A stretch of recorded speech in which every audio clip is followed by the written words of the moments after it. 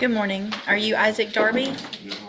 And Mr. Darby was previously in court, entered a plea of guilty to the second-degree felony offense of assault on a peace officer.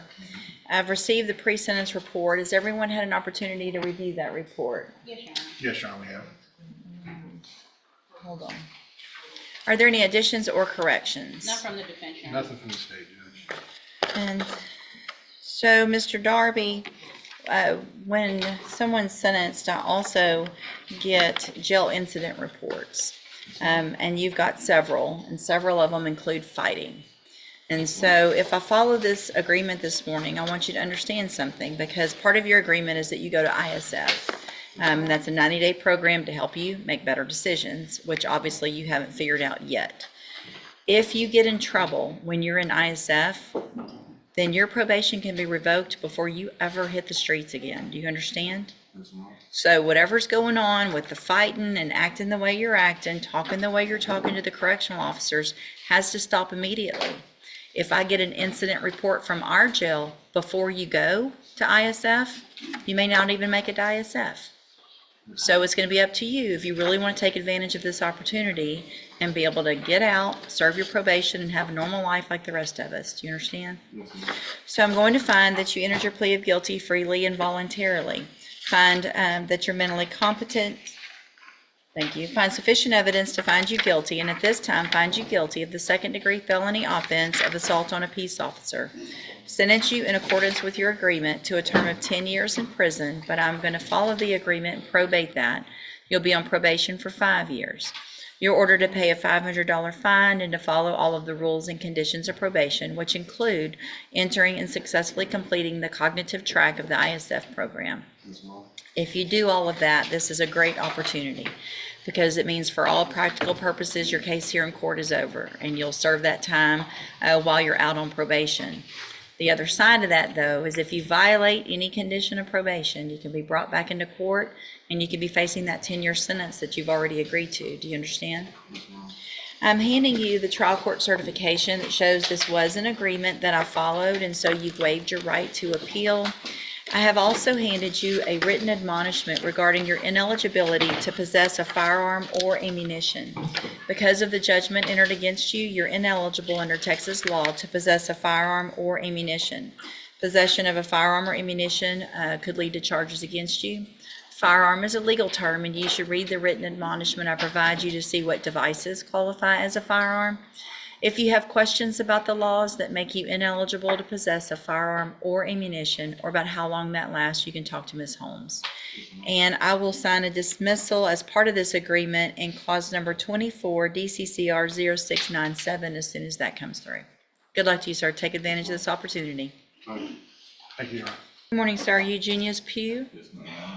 And will your client waive the formal reading of the motion? He will, Your Honor. All right, Mr. Pew, in cause number 15-21944, I have a motion to revoke your unadjudicated probation. And will he waive the formal reading of that motion? He will, Your Honor. It shows that you were placed on probation June 22nd of 2015 for the offense of retaliation, and that was a 5-year deferred probation that's been extended. Is that correct? Yes, ma'am. It alleges in count 1 that you committed the new offense of robbery, threats, November 27th of 2020 in Harris County, Texas, and is that true or not true? Count 2 alleges that you committed the offense of assault family violence on November 27th of 2020 in Harris County, Texas, and is that true or not true? And then finally, count 3 alleges that you committed the offense of robbery December 5th of 2020 in Harris County, Texas, and is that true or not true? Did you enter, and the state abandons 4, 5, and 6, correct? That's correct. Did you enter your pleas of true to counts 1, 2, and 3 freely and voluntarily? Yes, ma'am. And did you plead true to those counts because you actually did what they say? I have here on the computer some documents that have your signature on them that the state has marked as exhibit number 1. Before you signed these, did you go over them with Ms. Holmes? Yes, ma'am. And do you fully understand them? Yes, ma'am. And do you understand, if I follow the agreement that you've made with the district attorney, that you'll be waiving or giving up any right to appeal? Yes, ma'am. State tenders number 1. No objection. It's admitted. Is there any evidence that Mr. Pew's not competent? No, Your Honor. right, sir, I'm going to find that you entered your pleas of true to counts 1, 2, and 3 freely and voluntarily. Find that you're mentally competent and you understand the nature and the consequences of those pleas. Find sufficient evidence at this time to find you guilty and find you guilty of the third-degree felony offense of retaliation. Sentence you in accordance with your agreement for a term of 3 years in the Institutional Division of the Texas Department of Corrections. You will receive credit on that sentence for any time that you've been in custody that the law gives you the right to receive. I am handing you the trial court certification that shows this was an agreement that I followed, and so you've waived your right to appeal. I have also handed you a written admonishment regarding your ineligibility to possess a firearm or ammunition. Because of the judgment entered against you, you're ineligible under Texas law to possess a firearm or ammunition. Possession of a firearm or ammunition could lead to charges against you. Firearm is a legal term, and you should read that written admonishment I provide you to see what devices qualify as a firearm. If you have questions about the laws that make you ineligible to possess a firearm or ammunition, or about how long that lasts, you can talk to Ms. Holmes. All right, good luck to you, sir. You can go back with the bailiff. Good morning, sir. You're Adrien Cabalero? Yes, ma'am. And Mr. Cabalero was previously in court, entered a plea of guilty to the third-degree felony offense of evading arrest or detention with the use of a vehicle. I've received the pre-sentence report. Has everyone had an opportunity to review that report? Yes, Your Honor. Yes, Your Honor, I have. Are there any additions or corrections? No, Your Honor. None from the state judge. All right, sir, I'm going to find that you previously entered your plea of guilty freely and voluntarily. Find that sufficient evidence to find you guilty. However, I'm going to follow the agreement that you made with the district attorney, and in cause number 24 DCCR 2201, defer all proceedings and place you on probation for a period of 5 years. You're ordered to pay a $500 fine and to follow all of the rules and conditions of probation. If you do that, this is an excellent opportunity because you do not have a felony conviction on your record. And at the end of the probation period, if you're successful, the case will actually be dismissed and you'll never have the felony conviction. The other side to that is if you violate any condition of probation, you can be brought back into court, you could be found guilty, and you could be sent to prison for anywhere in the punishment range, which is up to 10 years in prison. Do you understand? And I'm handing you the trial court certification that shows this was an agreement that I followed, and so you've waived your right to appeal. You just need to have a seat here in the courtroom. Probation's going to call you up when she's ready to go over all of your paperwork. All right, good luck to you, sir. Good morning, you're Lie Vic. And Ms. Vic is charged with failure to comply with sex offender registration requirements and was found not competent to stand trial, sent to, and this is a state jail felony, and was sent to the appropriate facility for competency restoration and has been either in custody and or at that facility for quite some time. The offense date is January 30th of 2023. So at this point,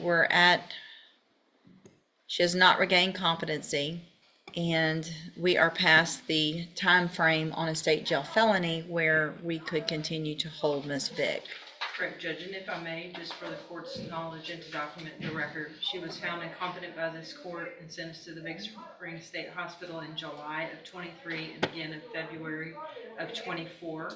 And so, yes, she has expired the length of time we could have incarcerated her in the state jail, yet she has failed to regain competency.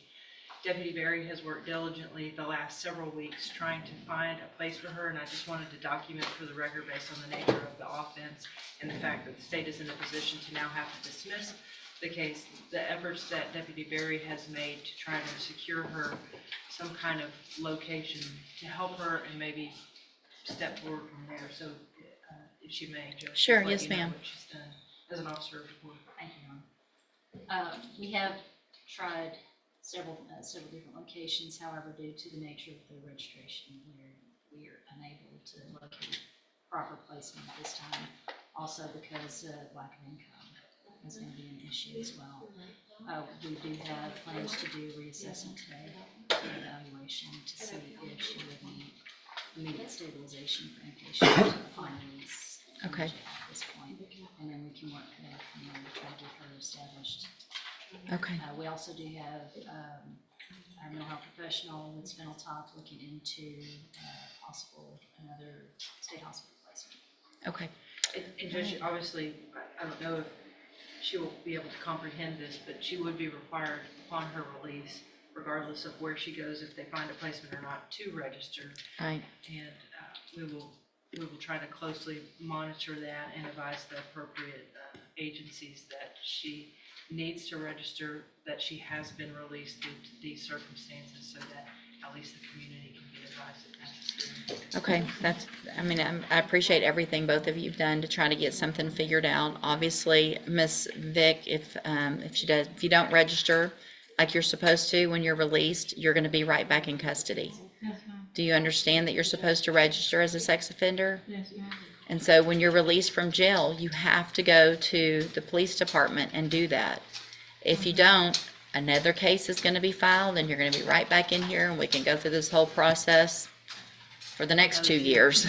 Do you understand? Yes, ma'am. Okay. All right. Thank y'all. Appreciate everything you're trying to do still. And I'll sign that when it comes through.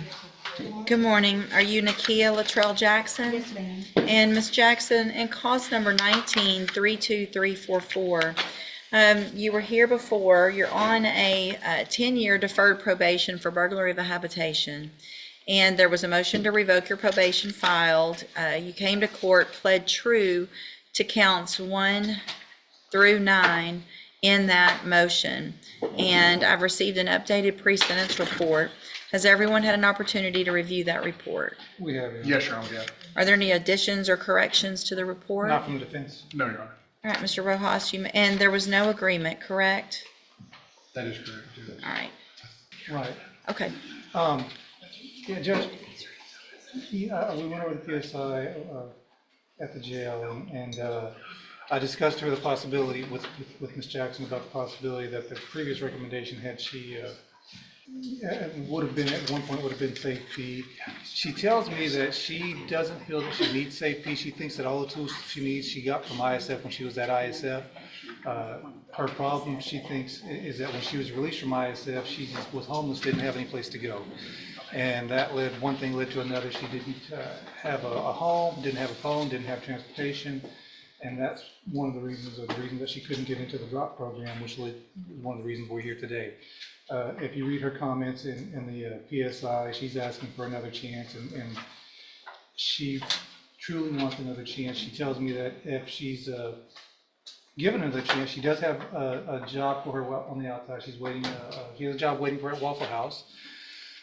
She has 2 possibilities of where she could be living. She could either go with her aunt who lives in Orange, I believe, who's a school teacher in Orange, or the manager, her manager at Waffle House would let her live with them in Port Arthur. And that's what she's asking me to do, Judge. I know that it's hard because of the comments on the PSI where she didn't report, didn't go to the drop program, she's kind of disappeared for a while. But she's asking me for another chance, and I think she has some comments to make whenever the court feels it's appropriate. What's the status of the theft case and the failure to ID? Those are pending misdemeanors, Your Honor. Okay, I'll probably dismiss them depending on. okay. Mr. Nichols? Judge, I want to make the court aware of the full history on this case. Ms. Jackson was originally on probation before this court on a 2012 burglary. She then committed this offense, and we had a hearing. I think it was a 7-year cap originally, and she was continued on probation. Since that time, she's been ordered to and successfully completed ISF, but then continued to violate probation and was ordered. Would have been sent to safety last year, but then she absconded and stopped reporting. Along with that, I don't think she's done anything really since September of 24, and that's all the violations that are alleged for this motion. So she has been given every opportunity, every service that we offer to try to help her, and she keeps coming back to using and not participating in probation. So I think revocation is an order, Judge. Thank you, Mr. Nichols. All right.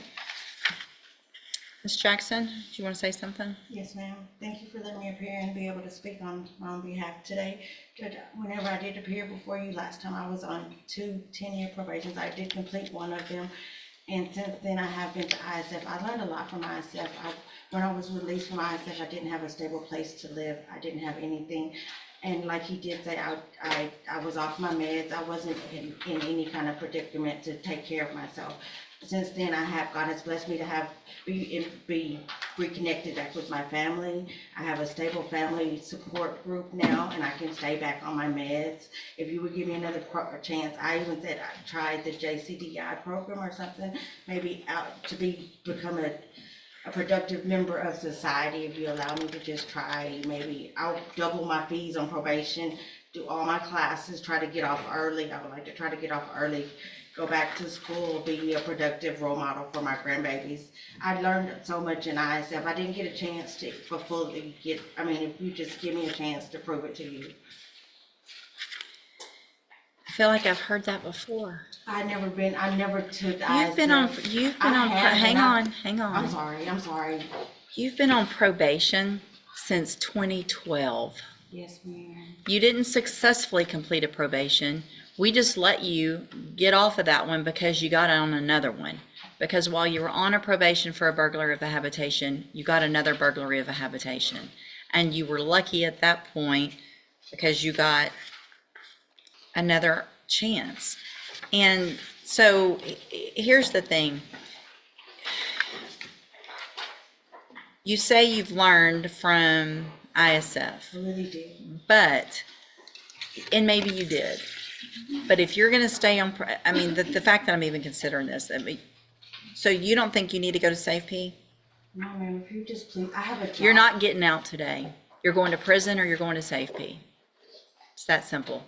You're not going to keep doing things that you're not, hang on. Okay, yes. You're ma'am. not going to keep messing up and then get rewarded for that bad behavior. Does that make sense? Yes, ma'am.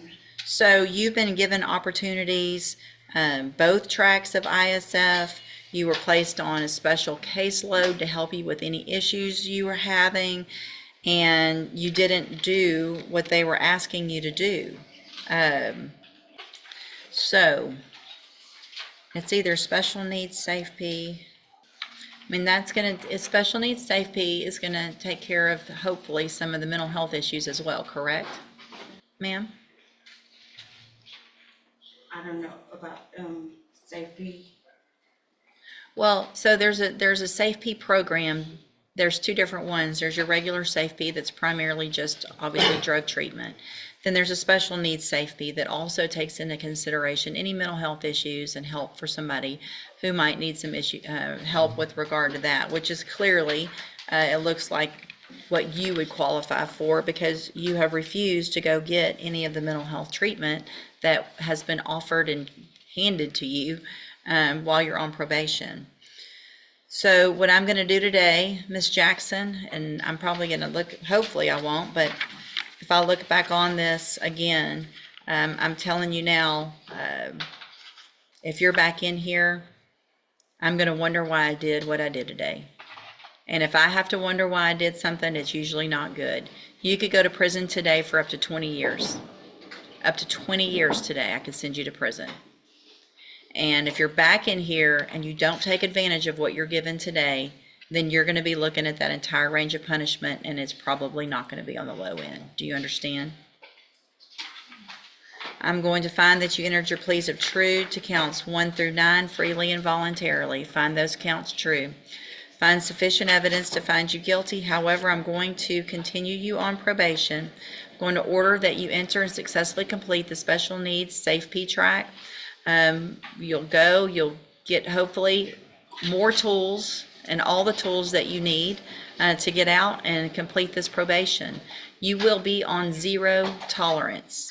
That means you cannot miss one appointment. When you get out of SafeP, then if the probation department thinks that JCDI is appropriate for aftercare or the drop program, you miss one appointment, you miss one testing, then you're going to be right back in here with a motion to revoke. This is it. No mess ups, not even a single one. Do you understand? That's what 0 tolerance means. All right, I'm going to hand you the trial court certification. This was not an agreement. There's some rights to appeal. You can talk to Mr. Rojas about that. All right, good luck to you, ma'am. All right, you're Charles Young. Good morning, sir. Are you Oscar Thomas? Yes, ma'am. And Mr. Thomas, in cause number 24 DCCR 2236, you were previously in court, entered a plea of guilty to the third-degree felony offense of unlawful possession of a firearm by a felon. I've received the pre-sentence report. Has everyone had an opportunity to review that report? We have, Your Honor. Are there any additions or corrections? No, Your Honor. Judge, I know the court probably has some concern with his version of the offense as well as the criminal history. The offer was extended based on the age of that criminal history, but we would defer to what you think is appropriate. No, I don't disagree with the age, and I think that there's obviously some other issues that we're going to address that probably can explain some of that as well. So, Mr. Thomas, I'm going to find that you previously entered your plea of guilty freely and voluntarily. Find sufficient evidence to find you guilty, and at this time find you guilty of unlawful possession of a firearm by a felon. Sentence you in accordance with your agreement to a term of 10 years in prison, but I'm going to probate that, and you'll be on probation for 10 years. You're ordered to pay a $500 fine and to follow all of the rules and conditions of probation. That is going to include having an assessment and following through with any mental health treatment that is recommended. Do you understand? If you do everything that you're supposed to while you're on this probation, then that means for all practical purposes, your case here in court is over, and you'll be able to serve that 10-year sentence while you're out on probation. The other side of that, though, is if you violate any condition of probation, you don't go to appointments, you don't follow up with everything, go where you're supposed to. If you violate the law, then you're going to be right back in here, and you will be facing the 10-year sentence that you've agreed to. Do you understand? Yes. I am handing you the trial court certification that shows this was an agreement that I followed, and so you've waived your right to appeal. I have also handed you a written admonishment regarding your ineligibility to possess a firearm or ammunition. Obviously, you know this because of the case against you, but I'm required to read this. Because of the judgment entered against you, you are ineligible under Texas law to possess a firearm or ammunition. Possession of a firearm or ammunition could lead to charges against you. Firearm is a legal term, and you should read the written admonishment I provide you to see what devices qualify as a firearm. If you have questions about the laws that make you ineligible to possess a firearm or ammunition, or about how long that lasts, you can talk to Mr. Rojas. Right? Good luck to you, sir. Good morning, sir. You're Michael Davis. And this is cause number 19-32496. Mr. Davis was in court previously, entered a plea of guilty to driving while intoxicated with a child under 15 years old. There was a punishment, it was sentenced, and it has been less than 30 days since then. And I've received a motion for new trial that has been filed by Mr. Parker that states that Ms. Malfino, you're in agreement with this motion because there was a mistake in y'all's calculation of time credit. Is that correct? Correct. The purpose of this, judge, is we're trying to get him out of here because he pled out on his case, the underlying case that caused the motion in Harris County, and was sentenced to probation over there. And one of the conditions of probation, it's not safety, but it's an in-house treatment facility over there. And so we thought he had more credit because he had been arrested in October, but apparently the motion wasn't filed, and it wasn't filed till like January, so he didn't have credit for that time that he was actually in custody. He may lose that bed over there based on that Okay. probation.